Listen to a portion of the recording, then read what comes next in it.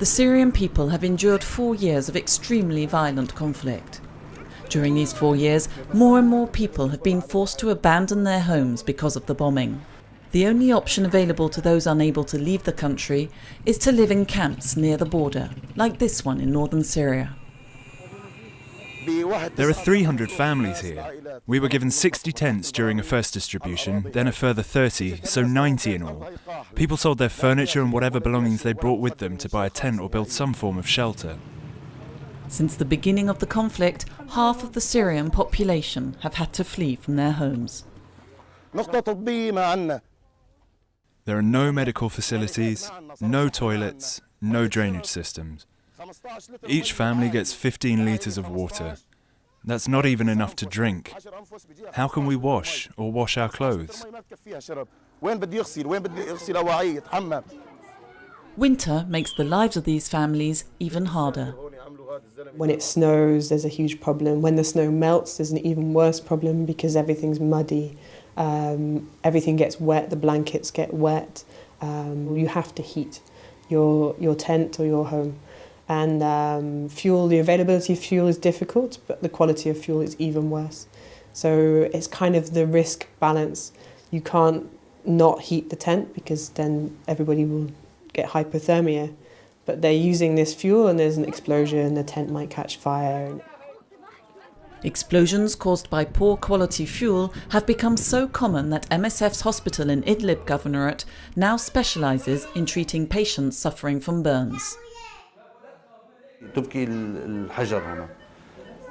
In one camp there was a fire that then set fire to a whole group of tents. It happened early in the morning and there were children sleeping in those tents. It's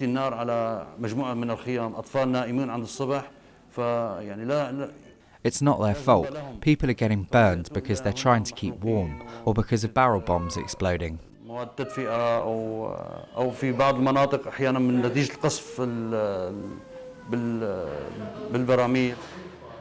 Since the beginning of the hostilities, medical facilities have been targeted, their personnel killed, abducted or forced to flee from the violence. And several months ago, some MSF centres were forced to close because of the risk of abduction. Doctors have set up networks in areas not controlled by the government, but they need help that MSF is trying to provide.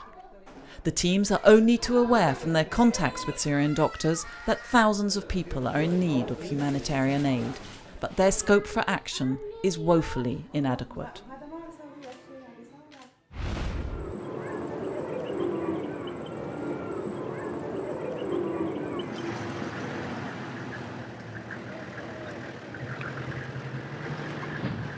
The Ebola epidemic may well be slowing down, but it's not time yet for the teams working in the affected countries to relax their efforts. There are still small pockets of infection in Guinea and Sierra Leone, and people continue to be resistant to awareness campaigns. Timing is critical. Just one case of Ebola not detected in time can be enough to wipe out all the work put into containing the epidemic.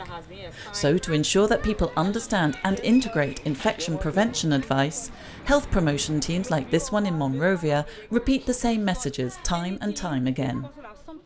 We have to ensure that people are aware that once there's an outbreak in future, it's possible that we may most likely have another outbreak, and home burial or touching of their bodies is one of the things that we have to think about and consider, do some behavior change.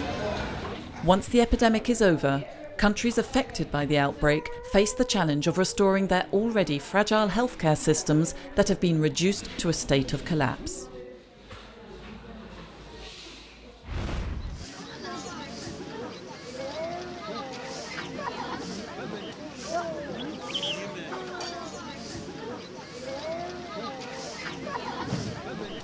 This camp in Lechur is now home to thousands of refugees. Many are women, forced to leave their homes and often family members in South Sudan. If they're by themselves, with only female members, they're very vulnerable. So they're vulnerable to attack, they're vulnerable to rape, they're vulnerable to theft. And we haven't seen very much rape yet. I think it's because it's underreported. people don't seek medical help after rape, but we're very sure that it happens. MSF teams run a maternity unit in Letchore Camps Hospital.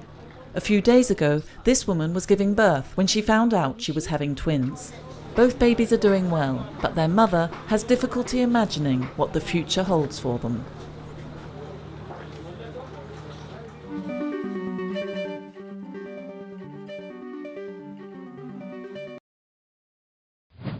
Ignored for the past 50 years, the needs of patients suffering from tuberculosis are finally being addressed, especially for patients with a multi-drug resistant form of the disease, who can now hope to have access to effective treatments within the next few years. So why are these new treatments needed so badly? Multi-drug resistant tuberculosis is a real killer and a major public health issue. Tuberculosis, or TB, is an infectious disease that is treated with antibiotics. But some bacteria have found ways to resist or fight off the drug due to incorrectly administered treatment. When the two main antibiotics stop being effective against the disease, it is labelled multi-drug resistant tuberculosis, or MDR-TB.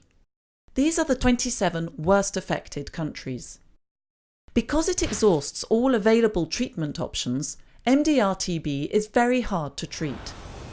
Treatment lasts 2 years and patients take up to 14,600 pills and have hundreds of injections. Treatment is successful in only 50% of cases and causes severe side effects. Each year there are an estimated 450,000 new cases of MDR-TB, and until now these patients have been ignored by pharmaceutical research. In 2012-2013, there was a major development: the registration and clinical trials of 2 new drugs, bedaquiline and delamanid. But 2 years on, fewer than 3% of patients have access to one or other of these drugs, despite their proven effectiveness. Why? Because the use of these drugs, still in the development phase, remains a long and complex process. We still lack scientific information. How can the different drugs be combined to deliver effective treatment without causing serious side effects? This situation is set to change thanks to a project bringing together MSF and 2 partners and funded by UnitAid. In 4 years' time, in 16 countries, 2,600 patients with MDR-TB will have access to treatment that will include the new drugs, and clinical trials will determine which combination of drugs will deliver the best treatment. By speeding up research, this project may provide hundreds of thousands of people access to effective treatment, the best way to stop the spread of the disease.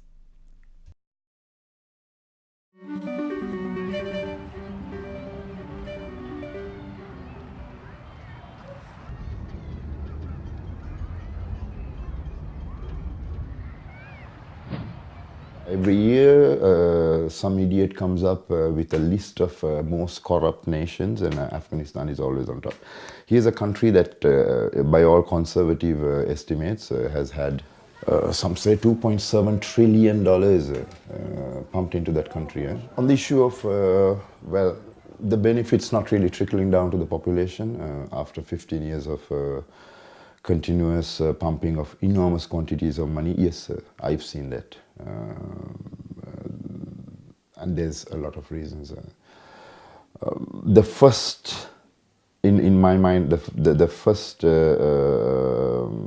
person I would hold responsible for this are the donors themselves.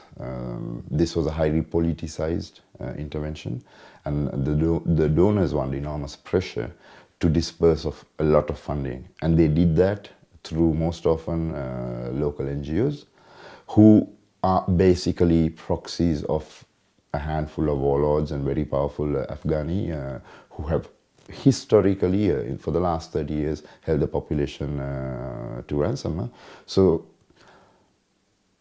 dispersing that amount of money without any mechanism to follow through, having a mechanism to see if what the funds were allocated have actually materialized. I mean, this is a responsibility of those who give the money as well. And at least 2 US construction companies have been taken to court in the US for building substandard schools that are falling on children. So there are all these great buildings, and the kids are outside the building under the mango tree because they are afraid to go and work inside. So yes, a lot has been wasted. And of course, as usual, it's the person on the street who has suffered the loss, who would still be freezing in the winter and who still would possibly deliver a child at home because there's no MCH coverage.